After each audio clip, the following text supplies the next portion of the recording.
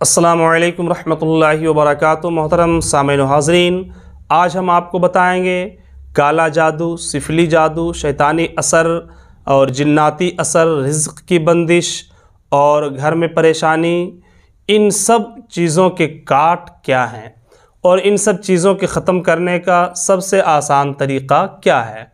आज हम इन सब चीज़ों पे बात करने वाले हैं, क्योंकि हमारे बहुत सारे ऐसे मुसलमान भाई हैं, जब भी उन्हें लगता है कि हमारे साथ कुछ शैतानी असर है, हमारे साथ कुछ जिन्नाती असर का मामला है, हमारे रिज़्क़ में बंदिश कर दिया है या हमारे साथ किसी ने काला जादू कर दिया है, जब भी हमारे किसी भाई को ये महसूस होता है तो फ़ौरन वो बाबाओं के चक्कर में आ जाते हैं, जहाँ जा कर के बाबाओं को वो मोटी रकम भी देते हैं।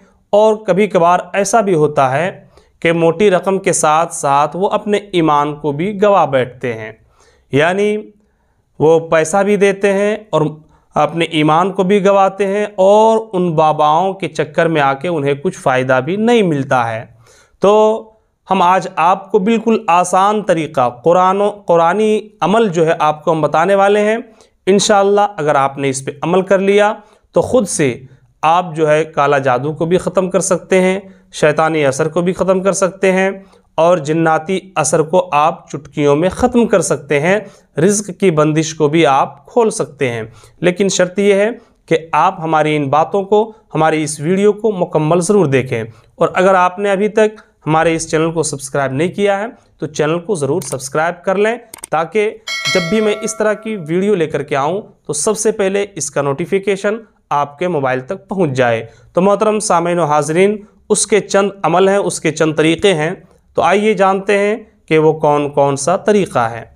जी हाँ, सबसे पहला ये है कि अपने घर में सूरह बकरा की तिलावत करें, यानी हर रोज़ अपने घर में सूरह बकरा की तिलावत करें, क्योंकि आक़ाए दो आलम सल्लल्लाहु ताला अलैहि वसल्लम ने फरमाया है कि जिस घर में सूरह बकरा की तिलावत हो, जिस घर में सूरह बकरा पढ़ा जाए, उस घर से शैतान भाग जाता है। तो अगर आपके घर में कुछ शैतानी असर है तो आप ख़ुद से पढ़ें, या अगर आप पढ़ना नहीं जानते हैं तो दूसरे से पढ़वाएं।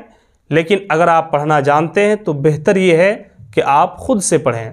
और अगर हर रोज़ मुकम्मल सूरह बकरा नहीं पढ़ सकते हैं तो 2-4 सफ़ा 2-4 पेज आप हर रोज़ पढ़ें, 2-4 रुकू हर रोज़ पढ़ने की कोशिश करें।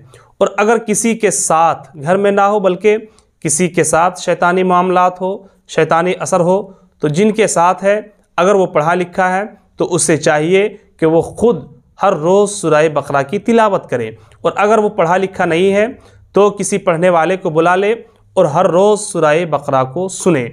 इंशाअल्लाह जब सूरह बकरा को सुनेंगे या पढ़ा जाएगा जिस घर में, तो शैतान भागता हुआ नज़र आएगा और काला जादू या शैतानी असर, जिन्नाती असर या सिफली जादू, ये सब क्या है? ये सब के सब शैतानी असर है।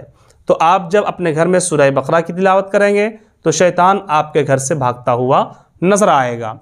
दूसरी बात क्या है? आयतल कुर्सी। जब भी आप सोने के लिए जाएं तो सोने से पहले एक बार ज़रूर आयतल कुर्सी पढ़ लिया करें, क्योंकि आक़ाए दो आलम सल्लल्लाहु अलैहि वसल्लम ने फरमाया है कि जो भी शख्स सोने से पहले अगर एक बार आयतल कुर्सी पढ़ लेता है तो अल्लाह रब्बुल इज़्ज़त एक फ़रिश्ते को उसकी रात भर उसकी हिफाजत के लिए मुक़र्रर फरमा देता है।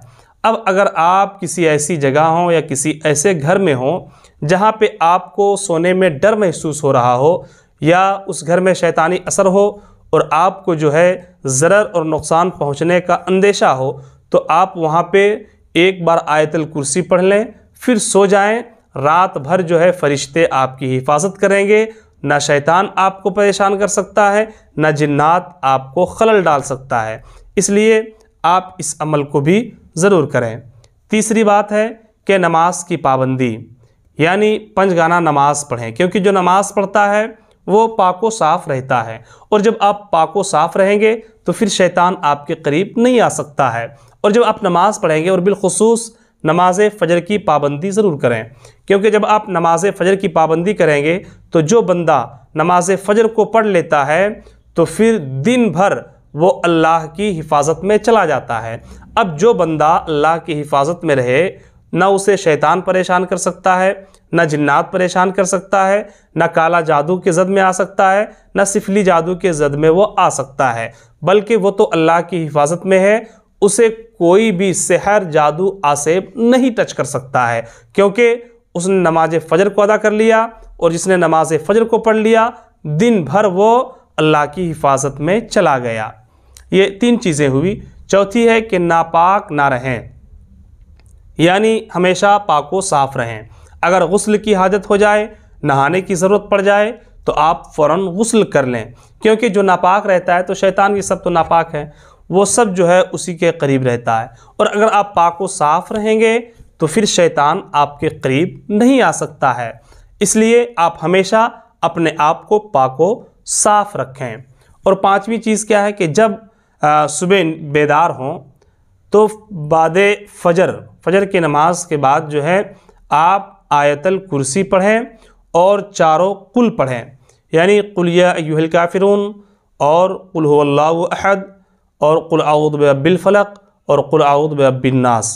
आप चारों कुल पढ़ें, आयतल कुर्सी पढ़ें सबसे पहले, उसके बाद चारों कुल पढ़ें। और चारों कुल पढ़ने के बाद सुबह एकदम फ़जर के बाद आप पढ़ने के बाद जो है अपने दोनों हाथों में फूंक मारें, और फूंक मारने के बाद अपने सारे जिस्म पे इस अपने हाथ को फेर लें। इंशाअल्लाह अज़ीज़ आपको कोई सहर या कोई आसेब या कोई सिफली जादू, कोई काला जादू आपको परेशान नहीं कर सकता है, ना ही आपकी रिस्क को कोई बांध सकता है। अगर रिस्क की बंदिश हुई होगी तो आप इन अमल के ज़रिए अपने रिस्क के बंदिश को खोल सकते हैं। और 7वीं चीज़ है कि सूरह फातिहा 7 मरतबा सूरह फातिहा पढ़ लें, 1 गिलास पानी पर दम कर दें, यानी 1 गिलास पानी ले लें, 7 मरतबा सूरह फातिहा पढ़ें और उस पर दम करें। दम करने के बाद अगर कोई शैतान से परेशान है, अगर कोई जिन्नात से परेशान है, या कोई सहरज़दा है, या कोई आसेब ज़दा है, तो आप उसे पिला दें। इंशाअल्लाह अज़ीज़ बहुत ही छोटा अमल है, मगर तजर्बात और मुजर्रब अमल है। इंशाअल्लाह आप ये करके देखें। अगर किसी को कोई शैतान परेशान कर रहा है या जिन्नात परेशान कर रहा है तो फिर वो चुटकियों में ख़त्म होता हुआ नज़र आएगा। और 8वां ये है कि फ़जर के बाद सूरह यासीन पढ़ लिया करें, यानी आप जो है फ़जर के बाद सूरह यासीन पढ़ लें। इंशाअल्लाह जिस घर में सूरह यासीन पढ़ा जाता है या जो शख्स सूरह यासीन पढ़ता है उस शख्स को कभी भी कोई शैतान, जिन्नात, सिफली जादू या काला जादू उसे परेशान नहीं कर सकता है। तो आप चाहें तो इन सब चीज़ों को अमल में लाएं, या अगर आपके पास वक्त नहीं है तो आप कम से कम 1-2 अमल को हमेशा के लिए ज़रूर करते रहें।